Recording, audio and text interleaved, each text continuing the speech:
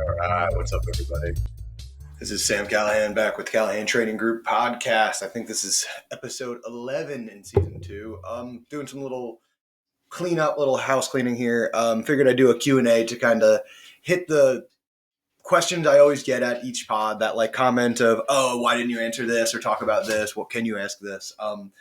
I put up a Q&A post to kind of field those questions, and I summarized them into pretty much the 5 or 6, what is this? 1, 2, 3, 4, 5, 6, 7, the 8 things that I hear most commonly basically ask questions. Some of it has been covered before, but I'll kind of go into a little brief how and why and things like that. But thank you guys for tuning in again. I appreciate you guys listening to this. It's just my way to kind of get my name out there, talk to you guys, be able to answer questions, become a familiar, I guess, training voice for you guys. I appreciate you guys listening, sharing. As always, I wanted to give a shout out to some people. I want to do it now in the beginning because I always neglect it, but I want to shout out the people that sponsor me, make things possible. First and foremost, Double Eagle Outdoors, my range, is what makes everything possible for me. So it's quite a facility. If you're ever looking to train in the Northeast PA, whether you're training or training others, hit me up. I got a place, and I've always got training going on up there. But I want to shout out Vortex. Got a shirt on today. Best optics in the game. I just had to warranty a couple of them. Now I was holding them. I was being a cheapo. I broke one in like 2018, and I just shelved it. I had one that I smashed because it fell off of my truck at Double Eagle. Long story. I shelved that one. It was like 2020. And then I had one that had like a battery contact issue. It was just intermittent. I couldn't replicate the issue, but I shelved it. I had one that I totally broke with my screwdriver. I screwed the battery contacts up trying to remove a battery. I had them all shelved, and I finally felt bad enough looking at broken optics, and I asked Vortex. I was like, hey guys, I feel like an idiot, but I broke 4 optics over the last couple of years. I didn't say anything about it, but would you replace them? Not only did they replace them within a week, a couple of the optics were so old and outdated, they gave me the new version of that optic. So shout out to Vortex. They're the best customer service. They're the best optics as far as I've used. I've beaten the crap out of these optics in every kind of application. I've racked my optics off of dummies' faces doing simunition stuff. I've done plenty of competition stuff where I've fallen through mud and things like that. So shout out to Vortex. Shout out to Ghost Holsters. If you're looking for probably the best competition, the best, I don't even want to say starter rig, just the best bang for your buck spending money. Ghost Holsters Hydra P rig is the best thing out there as far as good draws, good retention, consistent and affordable.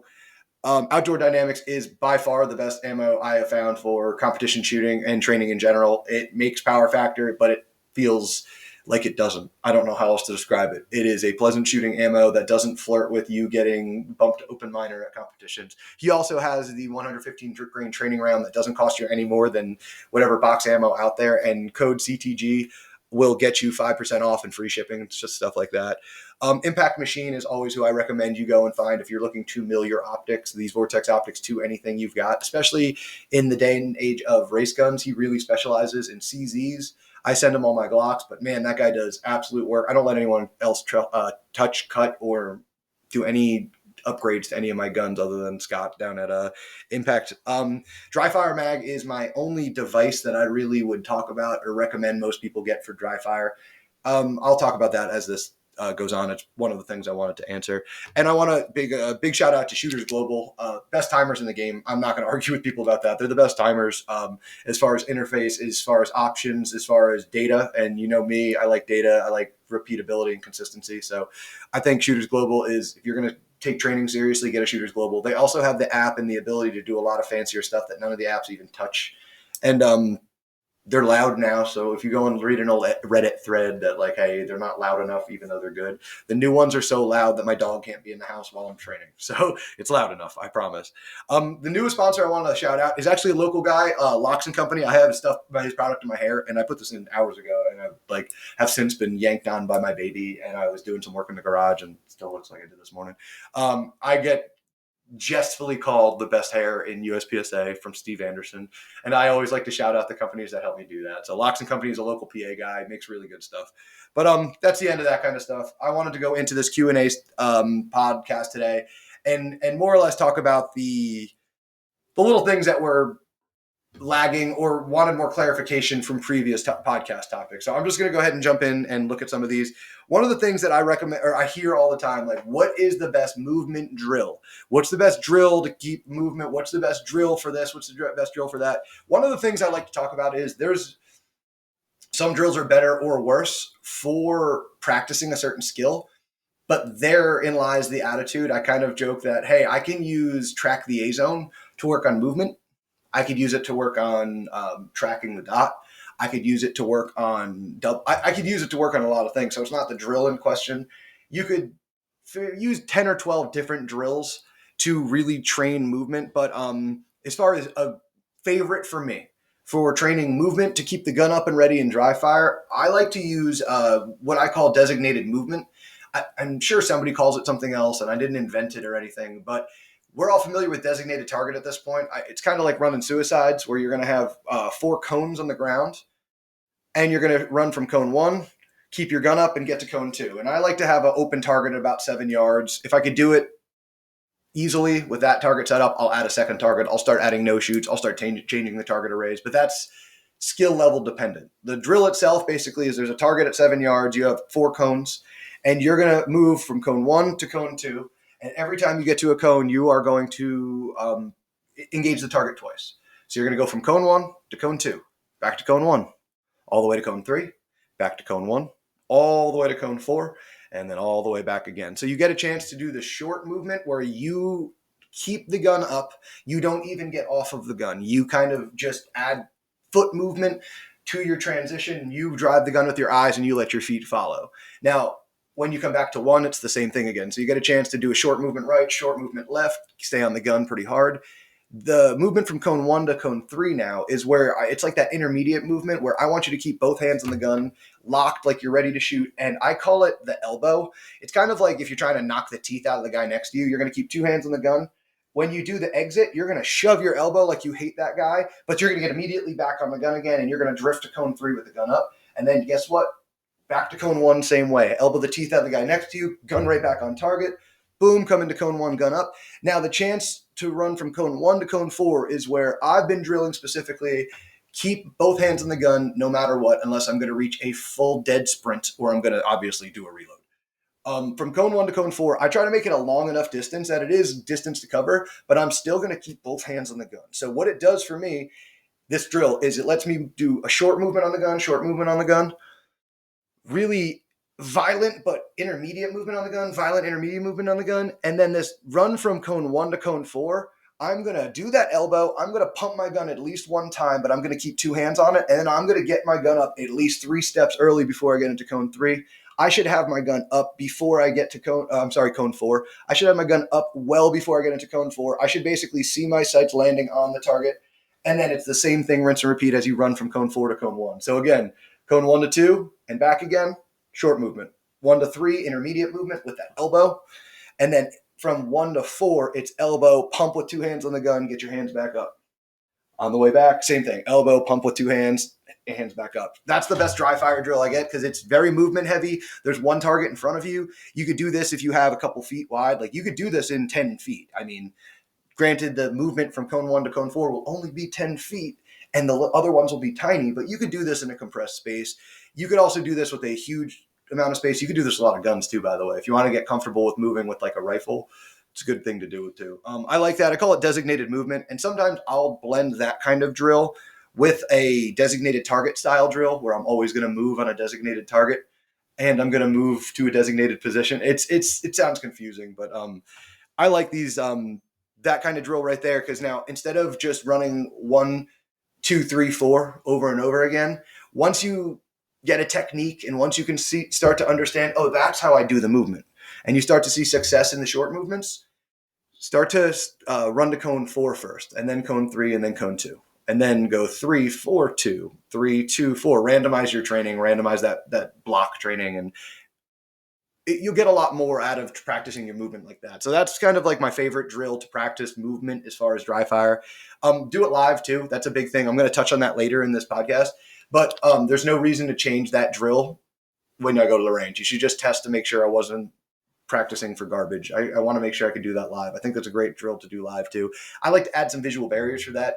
If you have the ability to use barrels instead of using cones or sticks, where you have to shoot on the opposite side of the barrel when you get there every single time, it's a better drill.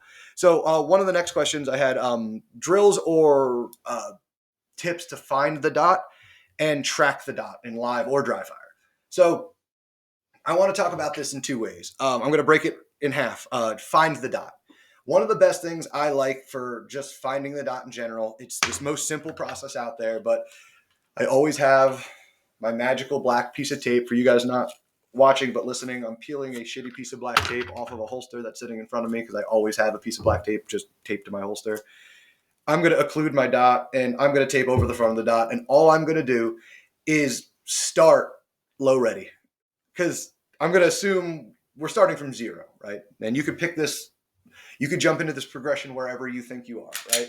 But if I'm going to start from pure zero, I'm just going to start low ready. I'm going to keep my eyes on the gun, or I'm sorry, eyes on the spot that I would like the gun to come to. And I'm just going to bring the dot to my eyes. Now, the thing I want you to focus on is you're talking about finding the dot. We're not talking about anything else. Don't squeeze the trigger. I don't want you to do anything else at first. What I want you to do is look at where you'd like a spot, come low ready so that I can't see the dot in my peripheral, and I'm going to touch on that. I can't see the dot in my peripheral, and I just want to bring the dot right to where I'm looking.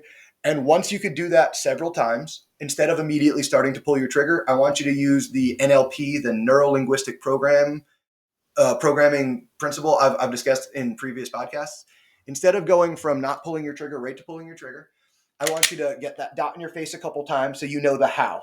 You're like, oh, that's how I get the dot into my eyes. I'm not compressed. I'm not worrying about anything else. I'm just going to, through muscle memory, through a couple of repetitions, I'm going to figure that out, right? Now, once I've done that a couple times, I want you to just say the word dot as soon as the dot is acceptable. Meaning, if I'm shooting at a 7-yard target and I know I just kind of need a little fluttery piece of red, as soon as I see that fluttery piece of red touch the spot I've chosen, dot, dot, dot, dot. So what I'm doing is I'm taking the index that I learned just pointing the gun, and now I'm starting to time the index with an action. As soon as I see the index, I will pull the trigger. I'm not adding a sympathetic reflex yet because I'm just speaking the word dot. So you're kind of getting the timing in. And then once I can say dot, as soon as I see dot, I'll pull the trigger and make sure me pulling the trigger doesn't change the timing of me seeing the dot. And it, more importantly, doesn't move the dot. I don't pull the trigger and see the dot dive left, dive right, push high, whatever it is, right? So that would be one of my favorite things. It sounds simple, but once you can do it from low ready all those times, I'm going to start from, I kind of call it, let me call it my position 2 for my draw. So if position 1 is putting my hands on my gun in my belly, position 2 is getting that next grip, but I don't quite have the gun presented yet. So I'm going to back up to this position here where it feels like the gun is pointing downward. I'm at a compressed high ready, and I'm going to start just the same process again. Find the dot several times, say dot several times, pull the trigger several times to learn that, hey, what I was seeing works as long as I just pull the trigger with a solid grip, right? Then if all that is true, I'll just go back to my holster. Now, most of you can start from your holster if you aren't a brand new shooter or a novice shooter. You could start right from your holster and start this. All I want to do is tape my dot over, pick a spot I'd like the gun to come to, draw, and bring the gun there. If it's not there initially, what I want you to do is just keep the gun out, keep my eyes focused on the target, bring my dot manually to where I want it, and I want you to what I call reverse engineer your draw now. I want you to feel like you're in, you ever see Ace Ventura when he and he backs up and he kind of reverses? I want you to do that. I want you to think, all right, if this is me looking at the target and my dot's perfectly presented in front of my face, I'm going to do as much let me put it like this. I'm going to put as little motion into this as possible. I'm going to put my hands towards my holster while not moving my head, not moving my eyes.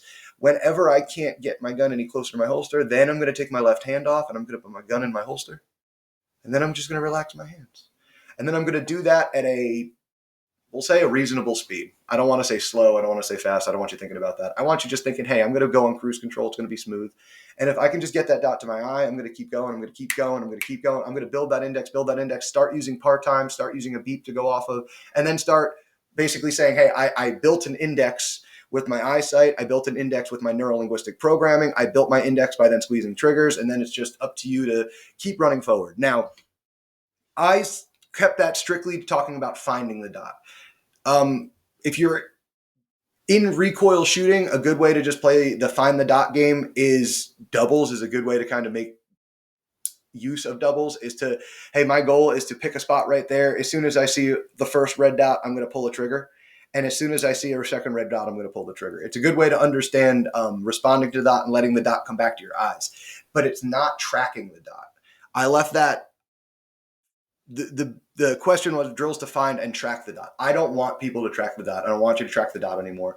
You do not care where the dot goes. You care if the dot comes back to you. That's it.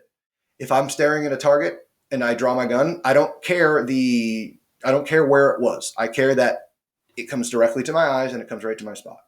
Now, if I pull the trigger, I don't care where the dot goes. I care that it shows right back up on that spot without me consciously having to steer it back there again. So I find that doubles is a good way to beat that home, where first things first, I'm going to just start with the gun out in the target, and I'm just going to have the gun presented where I want to, and I'm just going to pull the trigger twice. And my goal is to stay so focused on that spot that I'm just observing the dot returns to me, returns to me, returns to me, returns to me, returns to me, returns to me. Now, if it doesn't return to you, it's up to you to not slow down, not change your visual game. I still want you focused down range. I still want you going at double speed. I want you to start to adjust either your grip or your structure or whatever you need to make it such that subconsciously, not consciously steering the dot just lifts, returns, lifts, returns. Now, once you can do double stationary in the target, my big thing is the progression that I think is more important for doubles is to start low ready. And then your goal is within, if a double, let's say a good double is a quarter second, like 0.25. I know people are faster than that, but let's just say 0.25. I want you to say my double at 0.25 is only good is at low ready. I can hear a beep, come up and take a double in under 0.75, in under 3/4 of a second. What does that mean? On the beep, I have a quarter second reaction time, which everybody should have. I don't care how fast you are. That means it doesn't take me more than a quarter of a second to see my initial dot, and then it doesn't take me more than a quarter of a second to see the follow-up shot, right? I think that's the best way to start to use doubles. First of all, you're going to say, hey, why even do doubles if I don't know the gun's coming back to me? I'm going to do single shots. I'm going to make sure if I can stare at that spot, the dot comes back to me, the dot comes back to me, the dot comes back to me. Once I can do that, I'll do doubles as everybody knows how to do it. I'm going to start with the gun on the target, rip two, and I'm going to make my eyes and my grip agree with that. But once I do that, the best way to start to get your dot to come back to you in recoil and understand where it is in recoil is to start low ready, beep, pop, pop, low ready, up, boom, boom, get two on. Once you can do that, your goal becomes to add to it, to not silo off that skill, but to rather progress through that skill. So if you can come up and shoot two in 0.75, I want you to come up and shoot two, over and shoot two in 1.25. Why? Because it's 0.75 to shoot the initial two. It should be 0.25 to the next target, 0.25 on that target. That's 1.25. And now we're starting to talk about stacking these skills, seeing things in a compressed amount of time, but having some accountability for it.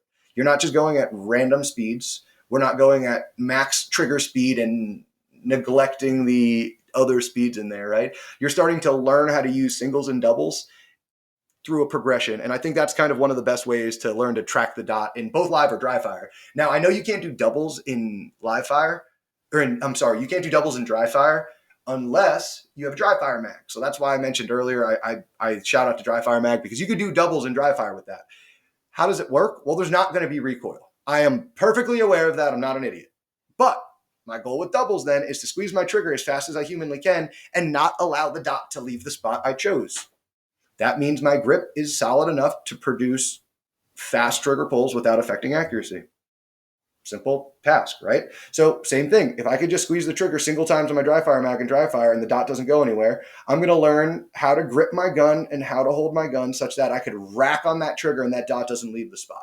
Once that's true, I'm going to start low ready and I'm going to start using a 0.75 par time to say on the beep, I better be able to squeeze those two off on that spot from a low ready before 0.75. I'm going to then use a 1.25 second par time to say I better be able to come up, shoot two, overshoot two in that amount of time. Now, if you could do all those compressed par times, like how Steve Anderson works, like anybody works, start to change those par times. I think 62 is a reasonable upshoot two.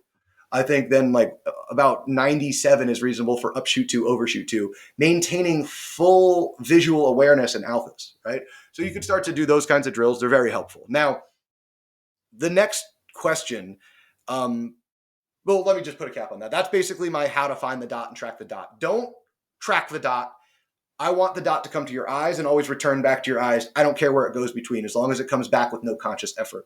Those drills will help you do that. So I want to then move on to one of the questions. It's an interesting point in this whole competition game. I call it timer yips. You ever play golf and you're at the range, you can hit a ball and then you go step up to the tee box and it's called yips when you're like, I know I can drive a ball, but for some reason I can't do it right now. It happens in every sport. It happens in everybody's life at some point. But timer yips is interesting because that happens to competitive shooters. It does. We all know that if you've ever stepped up to a match. There's a difference in you being comfortable at home than shooting with 12 people behind you watching under time for the first and only try you'll get at this. Now, that's just competitive shooters, but I've been working with a lot of SWAT guys lately, and I have a couple students that have been back in the global war on terror. They're overseas. They've been shooting. They've shot at people in the desert and been shot at. And they say they experience just as much time compression and just as much adrenaline and just as much stress in these competitions as they ever did in any fight, if not more. And this is them. This is not me. This is them telling me this. I'm just reporting it to you. I've never been shot at. I've never served or anything. I assume this might be true. I know the training and shooting side of things. Let me put it like this. I hoped it might be true, but hey, I've gotten the confirmation from several of these guys that yes, in fact, it is more stressful sometimes than having to actually do my real job, which is a high-level SWAT officer, right? So what kind of things can I do to kind of get better at stress management and get better at these things? Well, the most unfortunate thing I can say is it's kind of like that psychological, how do I get unafraid of snakes? Exposure therapy. Like you might have to get covered in snakes. Well, stress management, you're going to have to expose yourself to more of the competition feeling. Now that's interesting because you can only shoot a certain amount of competitions, especially us that run competitions. The guy who asked this, Jordan, he's a match director as well for an indoor range. So we kind of have this curse of setting up matches for others, but not for ourselves. What I ended up doing is I started to, I think it was 2018 or 9, it doesn't matter. But when I used to work at RTSP, me and my buddy Evan Dyer was talking about dry firing on Instagram Live. Because now you can't edit shit. It's not, if you do anything stupid, it's there, it's recorded. People are watching you be dumb. You know what I mean? Now, the same thing for live fire sessions. Evan was great at this. He would do his live dry fire sessions. He'd go and bring his live phone tripod. And instead of filming himself for highlight reels and here's the best thing of the day, he had a 15-minute live video of the drills he went through. People would ask questions. He'd talk about when he failed. And what ended up happening is you get over the stress because obviously it's live. You got to be honest. You got to be true with yourself. And you start to get better at then live identifying, talking, and live coaching yourself because you don't want to not have an answer for why a shot went down if people are watching. It's this weird thing. So you turn stress management of social media and cameras and everything to your favor. Now, if you can, shoot matches. And I don't just mean USPSA. Shoot GSSF matches, shoot Steel Challenge matches, shoot anything that make you perform in a timer, including force-on-force scenarios and things like that. We're not talking about the metrics of shooting. We're talking about the metrics of stress management right now. Honestly, pick up jiu-jitsu. Pick up a combat sport. If you're comfortable with rolling and getting choked out, it's hard to be stressed in other parts of life, or at least you're good at managing it, right? So I find that more competition is good and not in just a shooting aspect or not even just a USPSA shooting aspect. Every competition you can get into is a good thing. Be competitive in life. And then for my training, that's where stress management kind of, let me put this colorfully. It's not that it was stressful. It's that in my training, I'm training by myself and I wanted to bring more pressure to my practice. So I wanted to demand more perfect performances. So one thing I would do for the stress management aspect is I'm going to do holster draws. Let's say I'm going to work on draws today. I'm not allowed to move to the next drill until I do 5 perfect draws on the par time, see my dot, pull my trigger twice. You know what I mean? I'm going to define what is a perfect metric, and I'm saying I'm not allowed to move past this. Or I'm going to do 10 reps, and if I get 8 out of 10 perfect, I'm allowed to move on. If I don't, I have to sit here. So what'll happen is you'll get it right the first 4 or 5 times because there's no pressure, there's no stress, and you can do it. And then you're like, oh man, I'm getting closer to 10. And reps 8, 9, and 10 are stressful because now you'll have to start over. You won't move on in your practice if you don't get it right. So you start to get good at just regardless of if it's the first rep or the 10th rep, you don't value them more. You start to say, what's the job? This job hasn't changed, even if it's the first rep or the 10th rep. I have to focus on what are the things I can do to make this job happen, and start to bring that pressure to your practice there. That's where part-times are good too, but sometimes part-times in practice aren't as effective as people want. Like it doesn't punish you as hard if you just fail the part, right? But if I say, here's a part-time drill, and you have to pass the part-time 4 to 5 times to move on to the next drill, now that part-time's a little bit heavier, right? That's a good way to dry fire it. Now, another way I'll dry fire it is starting to hold myself to a part-time in multiple arrays. So I'll always use designated target as the example here. If I shot designated target 1, D, 2, D, 3, D, I'm going to get a time for that. I'm going to set a part time, let's say it's 10 seconds, and I'm going to hold myself to every combination within that. Now, the thing I do to add stress, and you can change the variables in here, I use my shooter's global timer. And again, this is why I shouted it out earlier. I'm not just bullshitting. I use the shooter's global timer in that I'm going to give myself, in dry fire mode, you could do all the normal stuff from another timer. I could set a par time, I could set a randomized start time and things like that. But the difference with Shooters Global is I can set a certain amount of repetition. So I can set a 1 second par time for 10 reps. So I don't have to keep touching the button on my timer. The other thing I'll do is I'll adjust the reset time between, so that I'm not going to give myself a compressed amount of time. I'm not going to rush the make ready, right? But I'm also not going to give myself 10, 20 minutes between every rep. I'm going to have a 12 to 15 second reset time, so that I'm going to shoot designated target D123.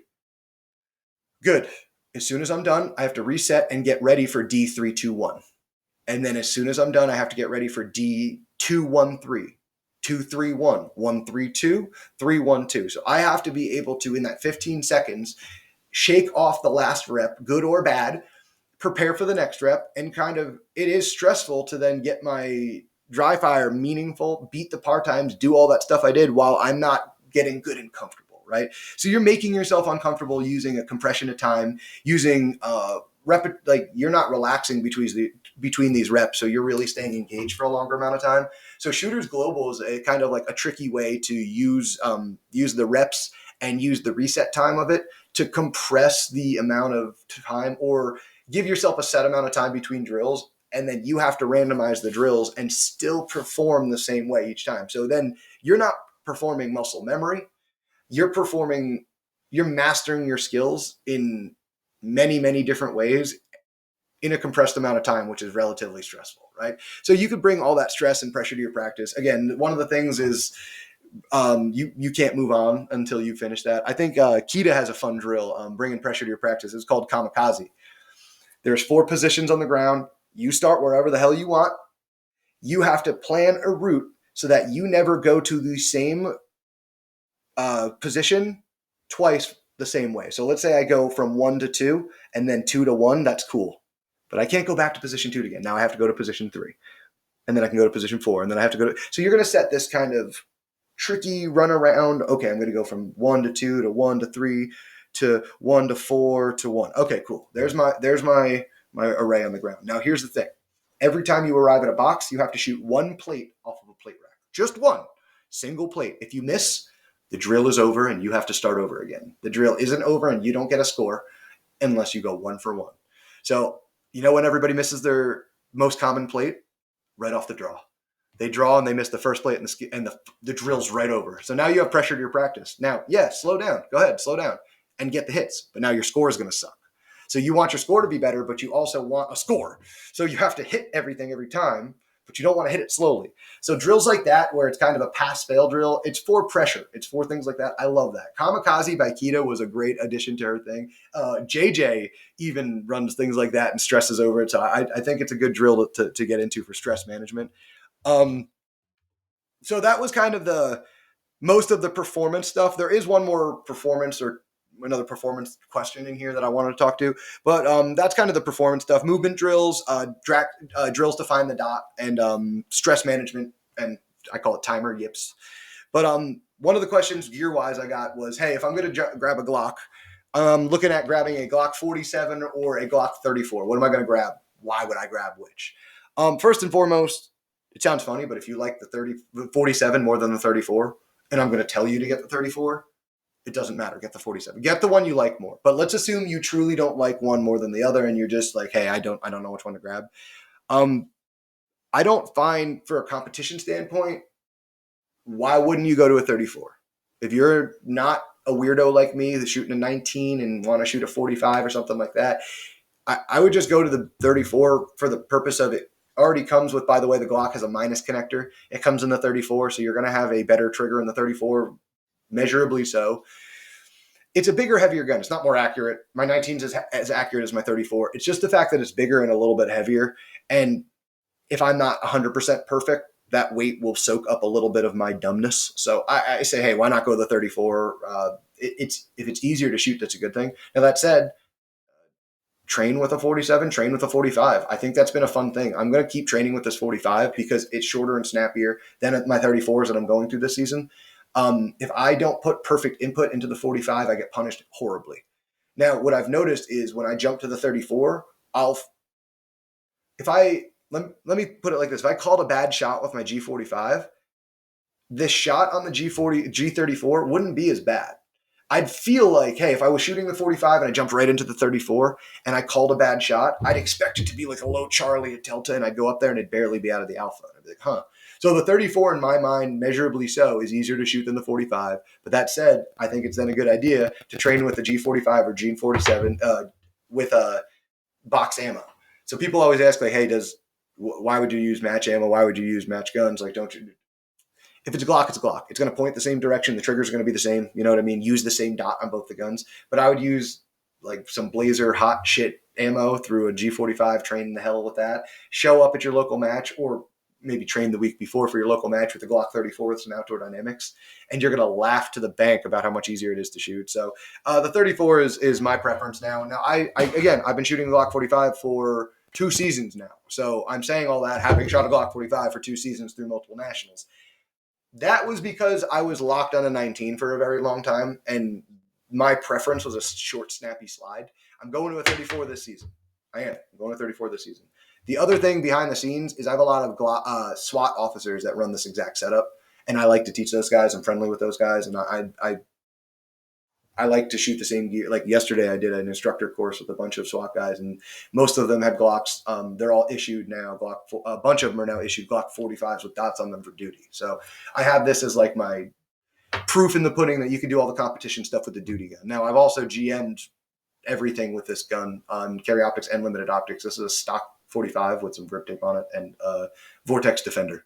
That's it. This is even a Vortex Defender standard, not even the XL. Because I carry this. This is an actual CCW gun. I CCW'd this. I appendixed this to Maryland when I won the USPSA match there. I literally appendixed standard carry gun down to Maryland. Now, that said, it is easier to do better work with the Glock 34.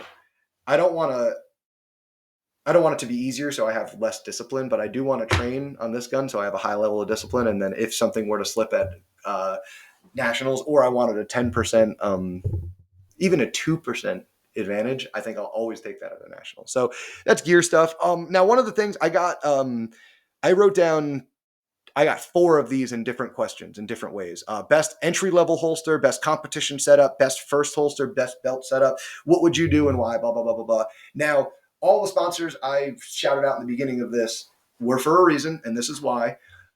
Ghost is the answer, but Ghost isn't the answer because I shoot Ghost or whatever. I don't make money like pumping this stuff out. It's just that I'm a scratch your back, scratch my back kind of guy. If they help me with fixing my holsters or send me an extra holster, I'm very happy to promote their product, especially because I have been running Ghost products for 10 years. I've been running Ghost products for longer than they've known I've been around. I've been running their mag pouches since 2015. 14. No, so longer than 10 years I've been running their products. I've been running their Ghost pouches since 2014, their belt since 2018, their holster since 2019. They only picked me up on the Ghost team in 2023. So I'm not a shill. I don't get swayed. I don't care. I pick what's good for me and what I would be proud to give to my students. And Ghost is the answer for all of that. Best. Now, here's the thing. When people say best entry-level holster, I don't want you to get a crappy holster to start, right? Now, do you need to go and spend a whole bunch of money on some crazy competition rig? That's the beauty of Ghost. No, you do not. You can get a high-level competition rig. You can get the best competition rig out there, the thing that is out I win matches with, I've won a state championship with. You can get that cheaper than you can get some of the other fancier, cool colored plastic belts that do a bunch of unnecessary shit. Like, I don't care if you can slap the belt around your waist. That's not a feature that matters for competition. And by the way, all those rack and pinion belts break like shit and are hard to customize. And like, I'm not talking, it's fine. It's a good product. But if I'm going to spend $700, $800 on a belt setup, it's insane that I have to put it together myself. And it's insane that when people try to go and buy these belt setups, you buy a holster and then you're like, oh, wait, now I have to buy a drop down. Wait, what? I have to buy a belt. What about this belt? What about this? What about? Instead, go to Ghost, ghostholsterdirect.com, go to the Hydra P setup, select your gun model, enter. Done. Oh, I'm a righty. Sorry. Righty, Glock, enter. Okay, done. You know your waist size? Done. You're going to get the entire thing. Holster, drop down, mag pouches, everything. The only thing I add to that is a mag pouch with a magnet on it because I do a lot of the gamer stuff where I like the front magnet. But you don't need that shit. You just don't. I'm sorry. You don't need these kinds of things. It's a 0.1% of the time I'll ever use that magnet. You can buy that Ghost holster as a duty rig, as a competition, whatever. It doesn't matter because the Hydra even has a little active retention there. Now, as an officer, obviously, it's not level 3 retention. But for a class, it's plenty. I shoot 2 and 3 gun with my Ghost rig because I can lock my holster in. I don't see the problem. So that's my best entry-level holster. What's the best competition setup? What's the best holster? What's the best belt? Ghost. I like Ghost for the purpose of bang for your buck. I'm a cheap guy, but not cheap to, let me put it, I'm value-oriented. I shoot a Glock. I drive a Tacoma. I own my own house. Like, I don't like paying unnecessary money for convenience. I like paying for value. It works every time, peace of mind. So Ghost always will work for you. It's always going to be upgrading too. That's the other thing I like about them. They have a lot of good competition shooters. They themselves are competition shooters, and they're innovating and upgrading based on actual end user feedback, not just because they come out with like the new Safari Land holster that nobody fucking gives a shit about. So that's my gear talk. Now, these last two are kind of performance-based, but they're more philosophical-based. I know that sounds silly, but these are the questions. As somebody who hardly does live fire, and I have 2 or 3 of these kinds of questions. As somebody who hardly does live fire, how important is dry fire? Or similarly, what is your dry fire to live fire ratio? What is enough, right? I always get that. What is enough shooting? What's enough dry fire and everything like that? So I like to talk about my bare minimums. Now, more is always good. There is too much. It's different for everybody. It's always dependent. But let's talk about bare minimum start. Let's talk about the floor in training. Now, my floor in training is 15 minutes a day, every day dry fire. You cannot get worse if you do that. You're also not going to get better at the bare minimum. That's maintenance, right? So 15 minutes a day, bare minimum, you got to pick your gear up. If you do not have time and you can't get anything done, I do not care what you say. You have 15 minutes to make sure you're not getting worse that day. That's it. Now, 20, 30 minutes is good, but you don't have to get sweaty, get crazy. If you have a really successful, fruitful 15 minutes of focused, accomplished tasks, that's the important thing. So that's the first and foremost thing that I want to talk about. What do you dry fire? You just picking your gun up and waving it at the wall? I want you to come to every dry fire session with, today I'm going to work on grip. Today I'm going to work on vision. Today I'm going to work on trigger. Today I'm going to work on sequences. Today, it doesn't matter. Pick your poison. And I want you to make sure you get focused quality reps in that while also monitoring the rest of things, right? I don't want you to forget about grip if you're working on vision. I don't want you to forget about things while it's happening, but I do want there to be a primary focus. I want you to keep it simple, stupid, the KISS principle in dry fire. And repetition in random is better than a really complicated dry fire pattern that you're going to hammer for 30 minutes the same way all the time, right? So 15 minutes a day, 20 minutes a day, every day, really focused. 30 minutes a day is good. I would rather do 2 15-minute sessions a day, every day, morning and night. I think frequency over volume is always going to be better. And then that's pretty much, I don't care who you are, you're dry firing every day. Now, if you don't have access to let's say you're traveling and you can't rock around with one of these, you could at least get like a grip keeper to pull a trigger. they have a couple of guns out there where you can just squeeze it and you can have a dot on this fake gun and you could be able to squeeze your trigger, make sure the dot's not moving, do some transitions, travel with one of those. Now, the other big thing that you could do solid dry fire with is that ACE system in the same way. Now, that is a expensive thing that I don't think if you're new to the sport, you don't have to run out and get an ACE system. I think ACE is important for like that like 60, 70% shooter and above, because up until that, there's other things to be looked after. But up until A class, like up and beyond A class, it's all mental and visual, and that's where the ACE thing will really help. If you have to be without your gun, or if you have to not touch your real gun, the ACE system will help. Even if you're, and let me be clear, even if you're traveling with just the headset and a controller, not the fake gun, just the controller with meta, that's still going to help over not dry firing, God forbid, if you're traveling. So that brings me to live fire then. How often do I live fire? What do I live fire? What is successful? How many rounds? There's like 4 of those kinds of questions. First of all, I like to say there's not a set round count for live fire. Now, there's always a floor. Like, you're not going to go to the range for 3 hours and shoot 20 rounds and get anything. Now, there's always an exception to the rule. If you're working on a very specific drill, I'm sure you can color me a reason how you can make 2 hours, 20 rounds useful. I know. But just in the grand scheme of things, I want you to go with focus on a purpose. And I want that purpose to reflect what you were dry firing that week. So if you were dry firing grip, vision, trigger, blah, blah, blah, blah, blah, you've noticed some things, you have a drill you were working on, you have some purposes. I want you to go and live fire the things you were dry firing. And I want you to live fire until you get the feedback necessary. Now, I didn't say get it right. I want to look for consistency and patterns. I want to start to look for, when things go right, they go right because I always do it this way. When things go wrong, they always go wrong in this direction, right? I want some consistency. I want some focus. I want some data in my dry fire that's not based on me repping it out 45 times and getting one of my best scores. I want to be able to come out here and run it 2-3 times cold, whatever I was dry firing, get some data on what was true from dry fire, what carried over and what didn't carry over, what wasn't true. And that's going to be my focus in now going back and dry firing. So I think like a 250 to 500 round training session once a month is the floor. It's the floor. You won't get worse. You're not going to get crazy crazy splits or anything, but you will progress if you're shooting once a month at like 250 to 500 rounds of focused training, testing your dry fire, and then bringing the data back from that session to say, this is what was true in dry fire. I'm going to continue doing that. It was successful. And this was what not true. This is what I might need to change, fix, or focus on, right? That's more of the big thing. It's not a certain round count or dollar amount or time spent on the range, because I know people who can spend 5 hours on the range and not get better. It's not the time. It's what are you focusing on and how? Now, that's the floor. Like I said, 15 minutes a day, every day, 250 to 500 rounds a month, right? That's the floor. Now, where do I want to be at for value?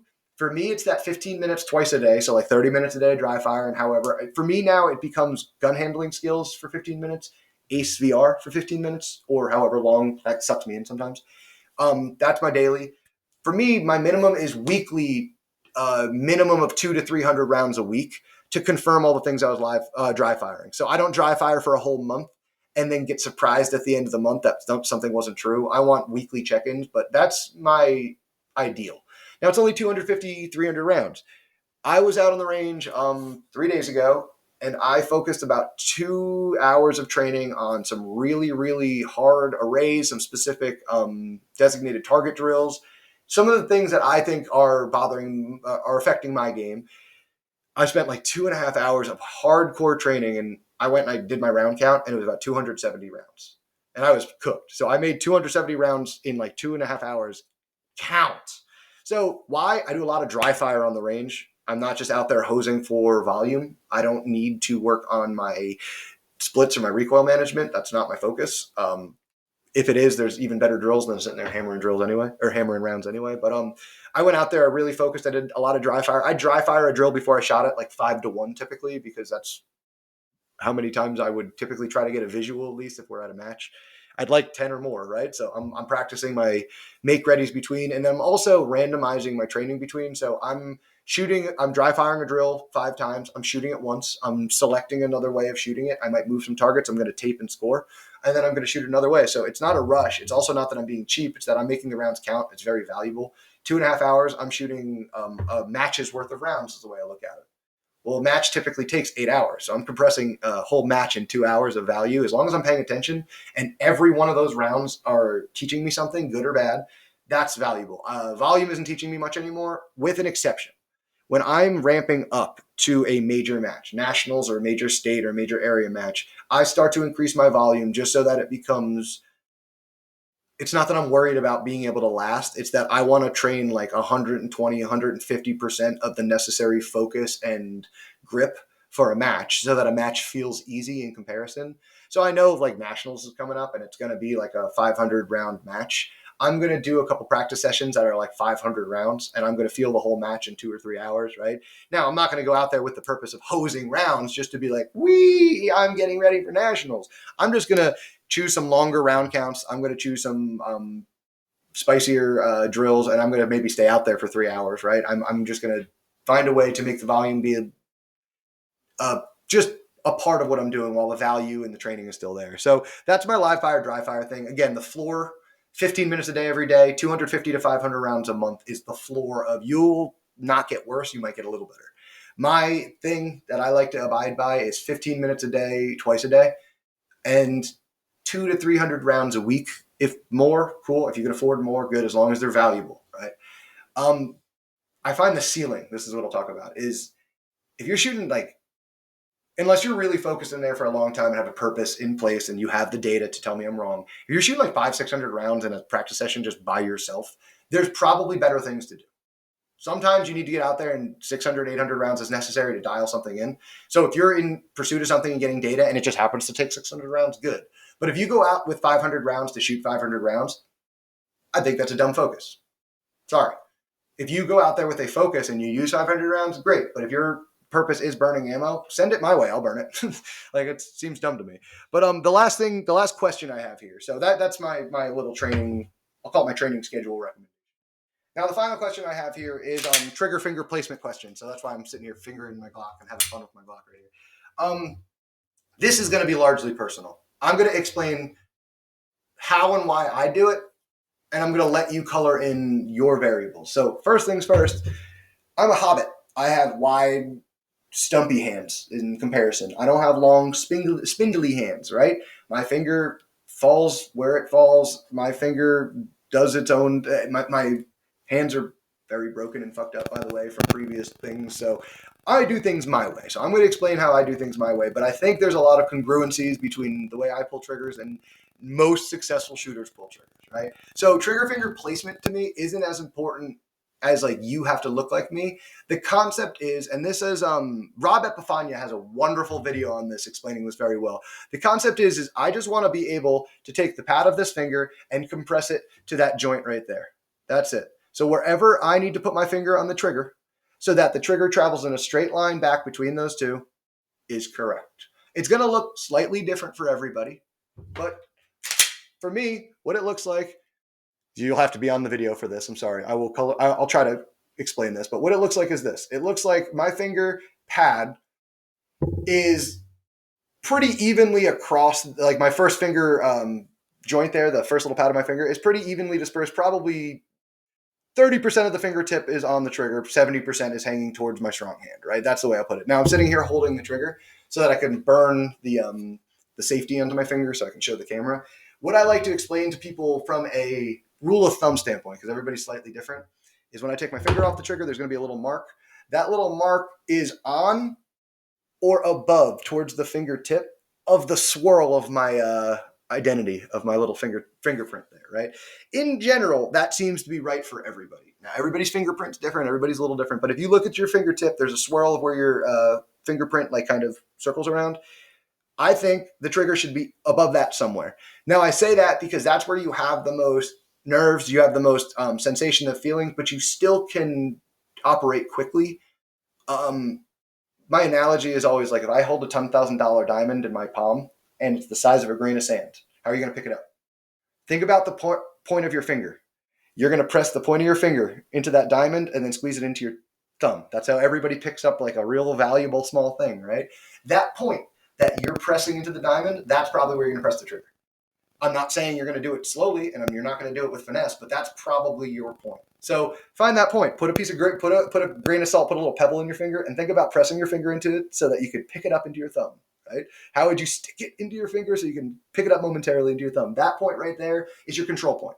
That's where you as a human have understood that's my finest point of control. That's why you're choosing that. I can feel that and I can control it. So it's a rule of thumb. How it looks for me might look differently for somebody else, but the concept is I want my finger to be able to compress directly back to that back joint, and I want to put a trigger so that it travels in a straight line between it. And I want to use the part of my finger up there that has a lot of control, but a lot of fine motor focus, right? You can really feel a lot of finesse in that finger. So this was an interesting question because I find a lot of people shoot a lot of different triggers, a lot of different guns. Your reach to your trigger is going to be a lot different. The width of your trigger is going to be a lot different. Some of you shoot flat triggers. Some of us shoot whatever. It doesn't matter. 2011 triggers. I don't think this general rule of thumb changes. And in fact, you could start to say, I can justify short reach or changing the shoe of my 2011 to better accommodate exactly what I'm talking about. Not just I'm going to do a short reach kit because Christian Seiler did it, or I'm going to do this cool thing because Tim Herron's doing it. Now, they're good guys that I would take guidance from. I'm just saying you can now say, I will do this trigger shoe because it matches my finger and my trigger, right? Now, I shoot a stock Glock. I don't think this trigger is, it's not anything to brag about, but there's way worse triggers out there. The thing about this trigger is it's consistent, it's reliable, and it's predictable. So if I can do the things I can do with my trigger finger and this gun, you could probably do it on a race gun. Don't fret it too much. The bottom line is everybody's going to have a little bit of a different style when it comes to their grip and their trigger finger, but we're all going to operate in the same principles, right? That's the big thing where people will start to argue online about, oh, your thumb's in the wrong place. It's like, dude, we're not carbon copies of each other. Like, we don't have the same skeletal system. So I might be applying the same torque, pressure, and concept as you, but my thumb might be a third of an inch longer or shorter, and I just might have to do it a little bit differently. Or people like me who have fucked up bones and joints because I'm an idiot. I've crashed everything my whole life. I have to hold things a little bit different. Sorry, man. My hips and my feet and my stance look a little weird because I'm all broken because I'm an idiot. My fault. But the way I hold the gun and lean into the gun is the same way as JJ or Ben Stoker leans into the gun. Same shit. So that's my little Q&A pod. I actually went longer than I thought I would in this pod, but I had a fun time fielding these questions because it's always, I don't want to say frustrating, but it's always like, oh man, why didn't I think of that when I get a question after I post a podcast? So I hope this hit a bunch of things. And if you've got more questions, comments, I'm always open to it. I love this podcast because it's my way to kind of talk to you guys about this stuff, reach out to you guys, and be able to share this information, record it, and send it to people when they ask questions, you know. But really, thank you for listening. Thank you for sticking along. I shouted out the